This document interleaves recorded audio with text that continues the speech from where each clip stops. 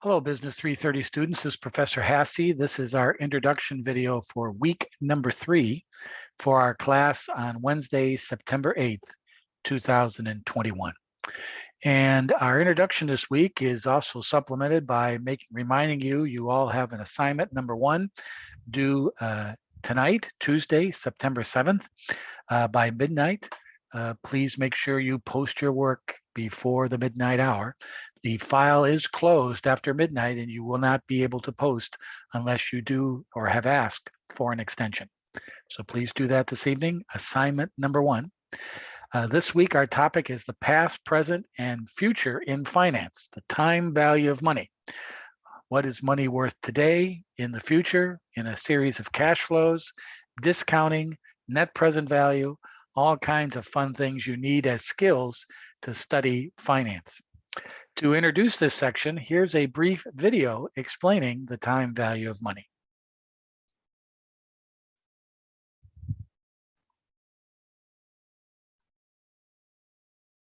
Time value of money explained clearly and quickly. After all, time is money, right? What's important about money in the context of spending money, saving money, or investing money? First of all, how much are we talking about? Second, money when? We need to know both the amount as well as the timing of the money. To explain that second item, timing of the money, let's search for equivalent amounts of money in time. Would you prefer $100 today or $100 1 year from now? I'm pretty certain you would say $100 today. Why wait? What about the choice between $100 today or $101 next year? I would guess that you would still prefer the $100 today. 1 year from now, the prices of goods or services that you want to spend the money on could have gone up. That's called inflation. Inflation could tear up that extra dollar, or even more than just $1. You might be worse off. Plus, let's admit it, you probably don't have the impulse control of having to wait a whole year for just one additional dollar. Better take the $100 right now. How about $100 today or $110 next year? I'm pretty certain you would take the $110 1 year from now, as that sounds far more attractive. Okay, somewhere in between then. How about the choice of $100 today or $105 1 year from now? Maybe you will say, I'm fine either way. If that's the case, then we have just found the equivalent amounts in time and identified the time value of money for you. The time value that we found for you in this example is that $100 today equals $105 in 1 year. $100 is the present value of $105 1 year from now. $105 is the future value 1 year from now of $100 today. Now I'm going mathematical on you. $105 equals $100 times 1 plus 5% to the power 1. The future value equals the present value times 1 plus the rate of return to the power of the number of years. The present value equals the future value divided by 1 plus the rate of return to the power of the number of years. That might be a big abstract mathematical leap. Let's review it with an example. The future value equals the present value times 1 plus the rate of return to the power of the number of years. Let's expand our example to 2 years. $100 today multiplied by 1.05 is $105 1 year from now. That same $105 1 year from now multiplied once more by 1.05 is $110.25 in 2 years. Or if you want to go straight from today to the future value to 2 years from now, $100 today times 1.05 times 1.05 equals $110.25 2 years from now. 1.05 times 1.05 is the same as 1.05 squared, which is the same as 1.1025. We can also work in the opposite direction. The present value equals the future value divided by 1 plus the rate of return to the power of the number of years.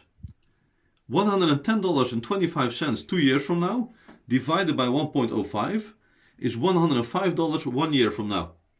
That same $105 1 year from now divided once again by 1.05 equates to $100 present value today.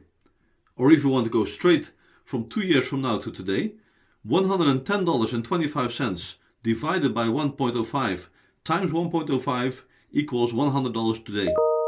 1.05 times 1.05 is the same as 1.05 squared, which is the same as 1.1025. Time value of money is the idea that money that is available at the present time is worth more than the same amount in the future. With the rate of return, you can convert from present value to future value and the other way around. Time value of money is also the underlying principle for concepts such as net present value and internal rate of return. I hope you enjoyed this clear and quick explanation of the time value of money. If you enjoyed this video, then please give it a like. On this end screen, there are a few suggestions. Okay, don't let the mathematics or arithmetic get you intimidated. We're going to be doing these calculations using spreadsheets, using the functions available in our spreadsheets in class on Wednesday night with these following problems from Chapter 5 on pages 154 to 157. If you want to look at them in advance, please do. Problems 4, 11, 13, 19, and 38.